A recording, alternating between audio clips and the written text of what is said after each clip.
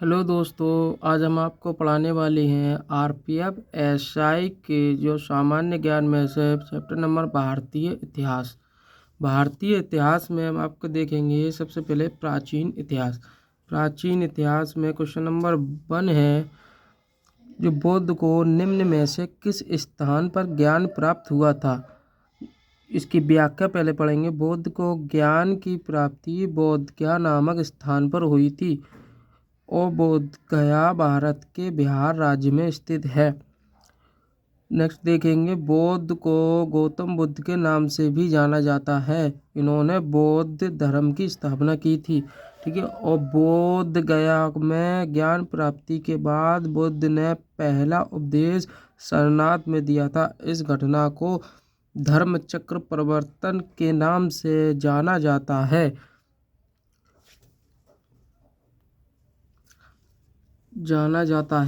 ठीक है। और इसके आगे देखेंगे, गौतम बुद्ध का जन्म वर्ष 563 ईस्वी में लुम्बिनी और कपिलवस्तु नेपाल में हुआ था, ठीक। और नेक्स्ट देखेंगे, गौतम बुद्ध की मृत्यु महापरिनिर्वाण वर्ष 483 ईस्वी पूर्व में कुशीनगर उत्तर प्रदेश में हुई थी। अब क्वेश्चन के ऊपर चलते हैं। जो क्वेश्चन हमारा क्या कह रहा है उसे पहले पढ़ते हैं, ठीक है। क्वेश्चन नंबर 1 हमारा क्या पूछ रहा है, बौद्ध को निम्न में से किस स्थान पर ज्ञान प्राप्त हुआ था। तो हमारा ऑप्शन नंबर जो व्याख्या में दिया गया है जो डी दी गया हुआ है, जो बोध गया नामक स्थान पर हुआ था। जो बौद्ध को निम्न में से किस स्थान पर ज्ञान प्राप्त हुआ था, सीधा आप आंसर दे देंगे बोध गया, ठीक है। और इसके साथ इसके नीचे जो व्याख्या दी गई है उसमें इस प्रकार की भी क्वेश्चन बन सकते हैं, जरूरी नहीं ये बने, ठीक है। ये भी बन सकता है कि जैसे ये दिया गया, गौतम बुद्ध की मृत्यु वर्ष 1883 ईस्वी पूर्व में कुशीनगर उत्तर प्रदेश में हुई थी, ठीक है। तो अब जो क्वेश्चन पूछ सकता है, गौतम बुद्ध की मृत्यु किस वर्ष में, कौन सी ईस्वी पूर्व में और कहाँ हुई, ठीक है। तो हम सीधा आंसर ये दे देंगे, जो गौतम बुद्ध की जो मृत्यु वही थी जो 483 ईस्वी पूर्व कुशीनगर उत्तर प्रदेश में हुई थी, ठीक है। अब नेक्स्ट क्वेश्चन की तरफ चलते हैं, ठीक। क्वेश्चन नंबर 2 हमारा क्वेश्चन नंबर 2 को देखेंगे कि निम्न में से किसे शल्य चिकित्सा के जनक के रूप में जाना जाता है।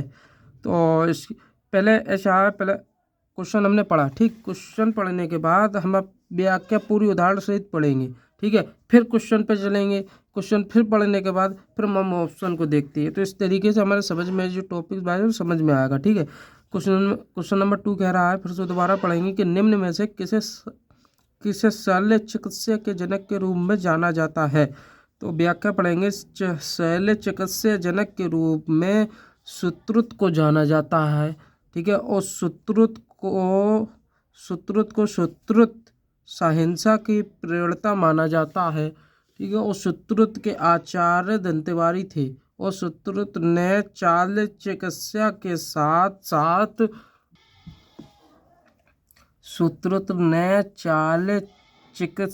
साथ साथ आयुर्वेदिक के क्षेत्र में भी काम किया था, ठीक है। प्राचीन काल के सबसे महान शल्य चिकित्सकों में सुश्रुत को विशेष स्थान था, ठीक है।